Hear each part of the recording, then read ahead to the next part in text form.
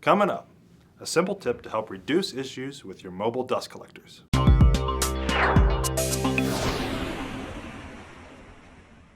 Welcome to this week's Primed Insight. A common issue we come across involves our mobile dust collectors. These machines are used to clear internal job sites of hazardous or nuisance dust that contaminates the air and reduces visibility for the sandblasters. Inside these dust collectors are filters that trap the dust, and these pulse at regular intervals by bursts of air that help blow the dust off the filter. These bursts help keep the filters relatively clean and unclogged. A clean filter promotes the flow of air, a clogged filter inhibits the flow of air. So what do you suppose happens when the very air that's supposed to clean the filters is directly drawn from the job site compressor?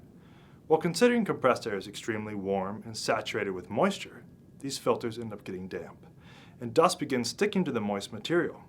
The more pulses, the wetter the filter gets, the more the dust sticks, and soon airflow is compromised. The machine is no longer cleaning the environment. However, there's a simple fix. Instead of connecting your mobile dust collector directly to your compressor, first run it through your AirPrep air dryer so the air is cool and dry. This in turn helps keep the filter dry and prevents dust from coating the filter, inhibiting airflow. This simple solution not only ensures the dust collector does its job properly, but also cleans the job site air so your team can do theirs. Thank you for watching this week's Primed Insight. We'll see you again next week.